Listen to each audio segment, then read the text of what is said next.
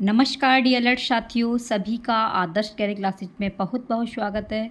दोस्तों, आज की क्लास है आपकी हिंदी की। तो फ्रेंड्स, आपके एग्ज़ाम आने वाले हैं, तो दोस्तों आप भी अपनी तैयारी में जुट जाइए और आपके एग्ज़ाम बहुत ही नज़दीक हैं। तो दोस्तों आप अच्छे नंबरों से पास होना, जिससे दोस्तों आपके सीटेट आने वाला है तो उसमें आप फॉर्म अप्लाई कर सकें। तो ये ऐसे महत्वपूर्ण प्रश्न हैं दोस्तों जो आपकी परीक्षा में हर बार आते हैं। तो फ्रेंड्स, सबसे पहले बात करेंगे हम बहुविकल्पीय यानी वस्तुनिष्ठ प्रश्नों की। तो दोस्तों, अगर चैनल पर पहली बार विजिट कर रहे हो तो सब्सक्राइब जरूर कर देना और दोस्तों इसे आगे शेयर कर देना, जिससे जो आपके दोस्त हैं, जो आपके भाई बहन हैं, उनके लिए ये बहुत ही लाभदायक होगी, बहुत ही फ़ायदेमंद होगी। तो दोस्तों इसे शेयर ज़रूर करना, ठीक है। और पूरी वीडियो वॉच करना, इसमें इतने महत्वपूर्ण प्रश्न हैं जो आपकी परीक्षा में डायरेक्ट पूछे जाते हैं। तो सबसे पहले बात करते हैं, परशुराम की परीक्षा के रचनाकार हैं। तो परशुराम ये है, इस प्रतीक्षा के रचनाकार कौन है, लेखक कौन है? जयशंकर प्रसाद या प्रेमचंद या रामधारी सिंह दिनकर या महादेवी वर्मा? तो दोस्तों इसका सही जो ऑप्शन है वो है आपका रामधारी सिंह दिनकर, और ये आपके क्वेश्चन 1 नंबर में आता है। तो इसलिए इसको याद रखना, परशुराम की प्रतीक्षा जो लिखी है वो रामधारी सिंह दिनकर ने लिखी है, ठीक है। नेक्स्ट है, प्रत्येक शब्द में प्रयुक्त उपसर्ग है। तो सबसे पहले बात कर लेते हैं उपसर्ग। उपसर्ग कहते किसे हैं? तो दोस्तों उपसर्ग वे शब्द होते हैं जो शब्द के पहले लगते हैं। कहाँ पर लगते हैं? जो शब्द के पहले लग करके और शब्द ही बदल देते हैं, वो आपके उपसर्ग कहते हैं। या ऐसे भी आप लिख सकते हो, जो शब्द के पहले लगते हैं वो आपके उपसर्ग होते हैं। प्रत्यय क्या होता है? प्रत्यय दोस्तों आपके शब्द के पीछे लगते हैं, बस इतना याद रखना। आप अपना क्वेश्चन अच्छे तरीके से करके आएंगे, ठीक है। तो अब बात कर लेते हैं कि शब्द में प्रयुक्त उपसर्ग कौन सा है? प्र है, प्रत्यय है, या प्रति है, या एक है? तो दोस्तों इसका सही ऑप्शन जो है वो है आपका प्रति, यानी कि सी ऑप्शन बिल्कुल सही है, ठीक है। कौन सा है? C option. प्रत्येक का जो उपसर्ग है वो आपका है प्रति। शुद्ध वर्तनी का चयन करें। इसमें आपको शुद्ध बताना है। जैसे इसमें ज्येष्ठ लिख रहा है, एक लिखा है ज्येष्ठ, एक लिख रहा है जेठ और एक लिखा हुआ है ज्येष्ठ। तो इसमें आपको सही शब्द कौन सा है, उच्चारण की दृष्टि से शुद्ध कौन सा है, जिसे आप सही तरीके से लिखते हो, तो ये दोस्तों आपका ज्येष्ठ यानी कि द बिल्कुल ऑप्शन सही है। तो तीसरे का दोस्तों आपका द ऑप्शन सही है। नेक्स्ट है, संस्कृत के वे शब्द जो हिंदी में ज्यों के त्यों प्रयुक्त होते हैं वे कहे जाते हैं। जो हिंदी में, यानी कि प्रश्न क्या पूछ रहा है कि संस्कृत के वे शब्द जो हिंदी में ज्यों के त्यों प्रयुक्त होते हैं वे शब्द क्या कहलाते हैं? तद्भव या तत्सम या शंकर या देशज शब्द?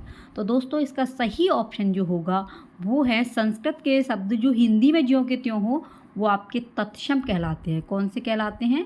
तत्सम शब्द कहलाते हैं। और इसकी एक सिंपल सी ट्रिक है दोस्तों, जिस वर्ड में आपको आधा शब्द दिख जाए, जैसे आपका हो गया नेत्र, ठीक है, इस टाइप के दिख जाएं, ग्रह ये हो जाए, अश्व हो जाए, ऐसे वर्ड आपको जहाँ भी दिख जाएं वो फ्रेंड्स आपके तत्सम शब्द होते हैं। कौन से होते हैं? तत्सम शब्द होते हैं। और तद्भव वो शब्द होते हैं, तद्भव शब्द होते हैं जो हिंदी जैसे होते हैं। ये कैसे? जैसे नयन, ये हिंदी है शुद्ध, इसलिए ये तद्भव शब्द होते हैं। देशज जो देशी शब्द होते हैं। संकर वे शब्द होते हैं जो मिले हुए होते हैं, ठीक है।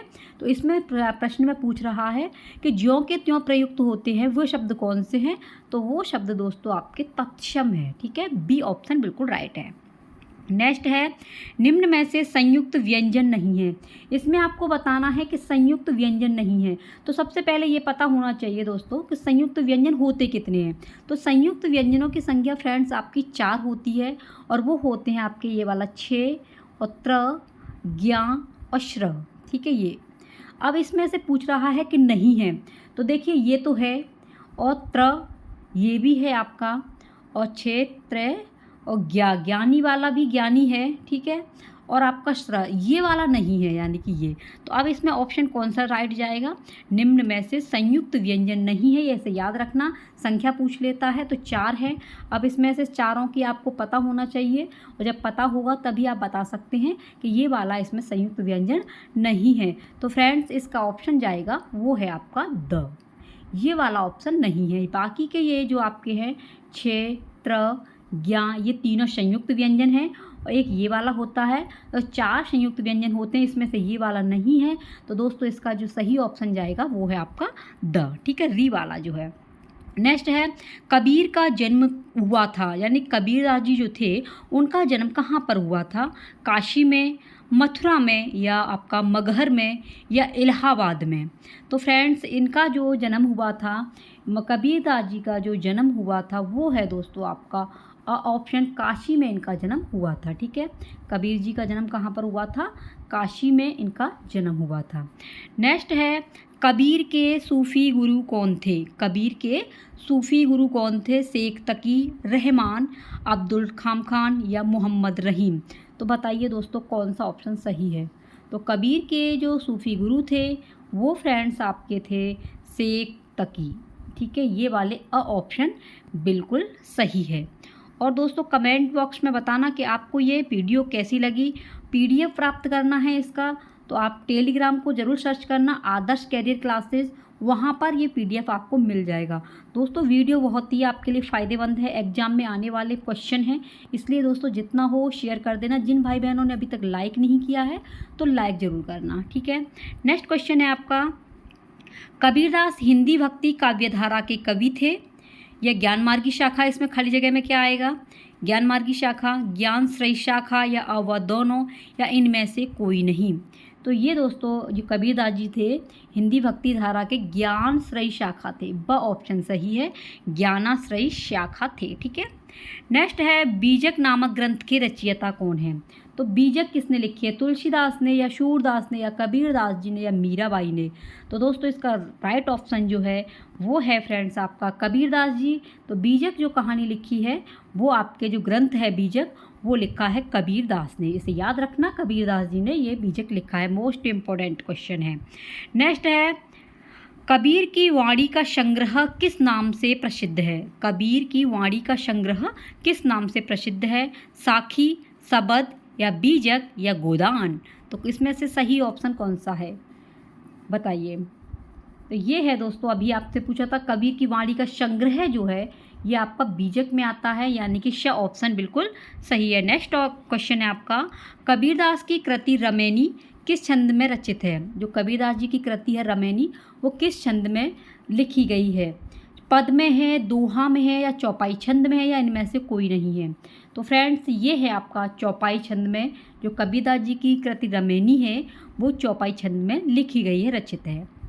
नेक्स्ट क्वेश्चन है आपका, सूरदास की कृतियाँ यानी कि रचना, सूरदास की रचना है सूरसागर, साहित्य लहरी, सूरसारावली, या उपयुक्त सभी? तो दोस्तों सूरदास जी की जो आपकी रचनाएं हैं वो सूरसागर भी है, साहित्य लहरी भी है, सूरसारावली भी है। तो आंसर आपका जाएगा द, यानी कि द उपयुक्त सभी सूरदास जी की रचनाएं हैं। नेक्स्ट क्वेश्चन है, सूरदास किसके शिष्य थे? सूरदास जो थे वो किसके शिष्य थे? श्रीनाथ जी के, हरिदास के, या बल्लभाचार्य, या इनमें से कोई नहीं?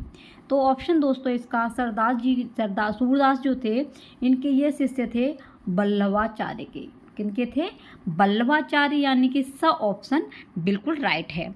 नेक्स्ट है तुलसीदास की माता का नाम क्या था? तुलसीदास जी की जो माता थी मम्मी, उनका नाम क्या था? माया देवी, हुलसी, या कमला देवी, या शारदा देवी? तो इनकी जो माँ का नाम था वो दोस्तों था हुलसी। क्या नाम था? हुलसी नाम था।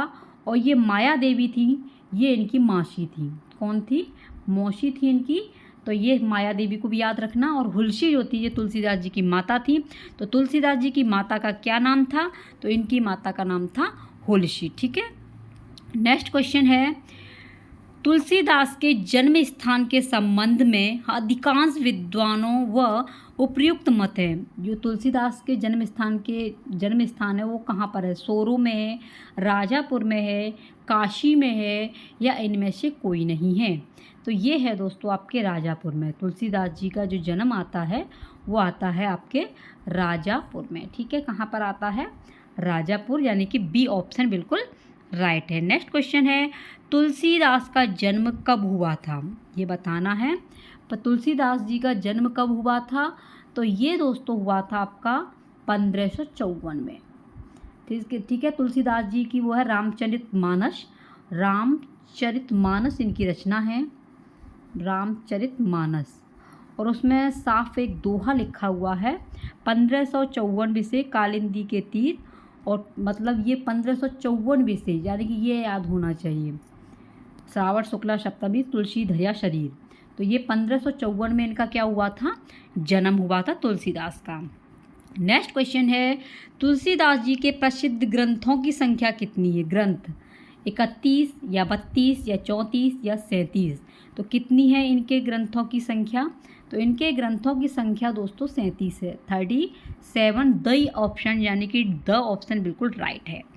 नेक्स्ट है, तुलसीदास जी की मृत्यु कब हुई थी?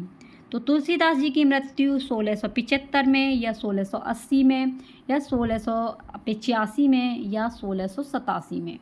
तो ये हुई थी आपकी 1680 में इनकी मृत्यु हुई थी।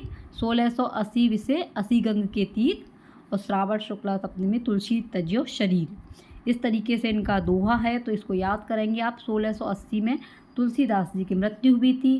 तो आप कमेंट बॉक्स में बताना कि तुलसीदास जी का जन्म कब हुआ था। ठीक है, अभी ऊपर क्वेश्चन आया था, तो आपने वीडियो देखी होगी, तो आप इसे कमेंट बॉक्स में ज़रूर बताना कि तुलसीदास जी का जन्म कब हुआ था, कौन सी ईयर में हुआ था। ठीक है। नेक्स्ट क्वेश्चन है, तुलसीदास ने रामचरितमानस की रचना की थी, तो ये कहाँ पर की थी?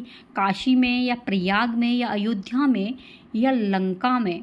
तो फ्रेंड्स, ये की थी तुलसीदास जी ने रचना, जो है रामचरितमानस की रचना, वो अयोध्या में की थी। कहाँ पर की थी? अयोध्या में। नेक्स्ट क्वेश्चन है, तुलसीदास जी का काव्य है, तुलसीदास जी का काव्य कौन सा है? कैसा है, मतलब गीति काव्य है या प्रबंध काव्य है या मुक्तक काव्य है या उपयुक्त सभी? तो फ्रेंड्स, ये हैं आपके जो तुलसीदास जी जो काव्य हैं, वो आपके उपयुक्त सभी हैं। डी ऑप्शन बिल्कुल राइट है। नेक्स्ट है, मीराबाई की समस्त रचनाएं संबंधित हैं। जो मीराबाई की रचनाएं हैं, जो मीराबाई ने रचनाएं की हैं, वो किससे संबंधित है? सूर्य की भक्ति से, राम की भक्ति से, कृष्ण की भक्ति से या हनुमान जी की भक्ति से? तो सबको पता होगा, जब मीराबाई का नाम आता है तो फ्रेंड्स आपको सबको समझ में आता होगा कि मीराबाई की जो समस्त रचनाएं संबंधित हैं वो कृष्ण से है। ठीक है, किससे है? कृष्ण की भक्ति से है। मेरो तो गिरधर गोपाल दूसरा न कोई। तो यही इनकी रचनाएं हैं जो कृष्ण से संबंधित रखती हैं मीराबाई। नेक्स्ट क्वेश्चन है, मीराबाई के पदों की भाषा है। जो मीराबाई के पद हैं उनकी भाषा किस में है? राग सहित है, राग रहित है या अमिश्रित है या मिश्रित है? तो कौन सा ऑप्शन जाता है? तो इनकी जो मीराबाई के पदों की भाषा दोस्तों मिश्रित है। द ऑप्शन बिल्कुल राइट है। नेक्स्ट क्वेश्चन है, बिहारी जी का जन्म हुआ था। तो बिहारी जी का जन्म कब हुआ था, कौन से ईयर में हुआ था? 1600 ईस्वी में या 1601 ईस्वी में या 1603 ईस्वी में या 1605 ईस्वी में? तो बिहारी जी का जो जन्म हुआ था वो दोस्तों हुआ था आपका, यानी कि 1603 ईस्वी में बिहारी जी का जन्म हुआ था। तो 23 का आपका स ऑप्शन बिल्कुल राइट है। नेक्स्ट है, बिहारी के काव्य का मुख्य रस क्या है? जो बिहारी जी हैं इनका मुख्य रस कौन सा है? हास्य है या करुण है या श्रृंगार है या वीर रस है? कौन सा है? तो फ्रेंड्स, आपका बिहारी जी के काव्य का जो मुख्य रस है वो है आपका श्रृंगार। कौन सा है? श्रृंगार है। ठीक है, जैसे हास्य का क्या हो गया बताइए? हास्य रस होता है, एक होता है करुण, एक है वीर। तो हास्य जिसमें हाव भाव देख करके हंसी आ जाए वो होता है आपका हास्य रस। करुण रस जहाँ पर शोक प्रकट हो वो करुण रस है। जहाँ वीरता दिखाई जा रही हो वो आपका वीर रस है। श्रृंगार रस वो है जहाँ पर सजते हैं एक दूसरे के लिए, दिखाने के लिए कि हम अच्छे लग रहे हैं, वो आपका श्रृंगार रस होता है।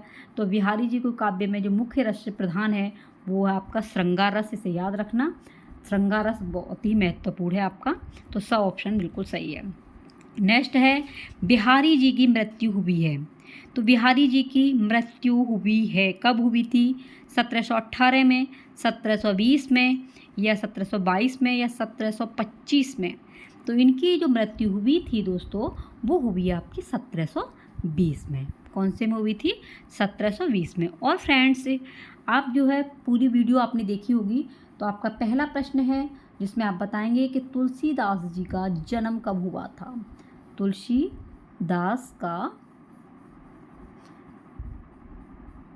जन्म कब हुआ था, ठीक है, बताना है आपको जन्म कब हुआ था, कब हुआ, इसे ज़रूर बताना, ठीक है। और दूसरा क्वेश्चन आप बताएंगे कि तुलसीदास जी की रचना का क्या नाम है, कोई प्रसिद्ध रचना है उनका नाम बताना। तुलसीदास जी की रचना का नाम बताओ, नाम बताओ। बहुत ही मोस्ट इम्पोर्टेंट क्वेश्चन है। और फ्रेंड्स आप तैयारी में जुट जाइए, फिर बाद में जब पेपर के टाइम पर करते हो तो फिर फ्रेंड्स आप हड़बड़ी में अच्छे मार्क्स नहीं लेके आ पाते हो। और आपको पता ही है कि अब की बार जो है बहुत ही कड़ी मेहनत के साथ में आपके एग्ज़ाम होंगे, इसलिए फ्रेंड्स आप अभी से तैयारी कर लीजिए, आपके पास में टाइम भी है। तो जो भाई बहन अभी तक जिन्होंने तैयारी नहीं की है तो वो तैयारी करें। बहुत ही मोस्ट इम्पोर्टेंट जो आपकी परीक्षा में जो क्वेश्चन आएंगे वही कराए जा रहे हैं। इसलिए फ्रेंड्स जिन भाई बहनों ने चैनल को सब्सक्राइब नहीं किया है, सब्सक्राइब जरूर कर लेना, बेल आइकन की घंटी को बजा देना, जिससे दोस्तों रोज़ाना के आने वाले नोटिफिकेशन आप तक पहुंच सकें। और जितना हो वीडियो को शेयर कर देना। और दोस्तों इस वीडियो की PDF आपको प्राप्त करनी है तो आप दोस्तों इसकी PDF जो है डिस्क्रिप्शन में लिंक मिल जाएगी, या फिर आप करना टेलीग्राम पर सर्च कर देना आदर्श कैरियर क्लासेज, वहाँ पर आप जुड़ जाना, वहाँ पर आपको PDF प्राप्त हो जाएगा। और दोस्तों एक व्हाट्सअप नंबर है, इसको आप लोग इससे जुड़ जाना, जिससे ये ग्रुप है वहाँ पर आपको ये PDF प्राप्त हो जाएगा, ठीक है फ्रेंड्स। मिलते हैं कोई नेक्स्ट वीडियो में, तब तक के लिए बने रहिए आदर्श कैरियर क्लासेज के साथ में। जय हिंद, वंदे मातरम।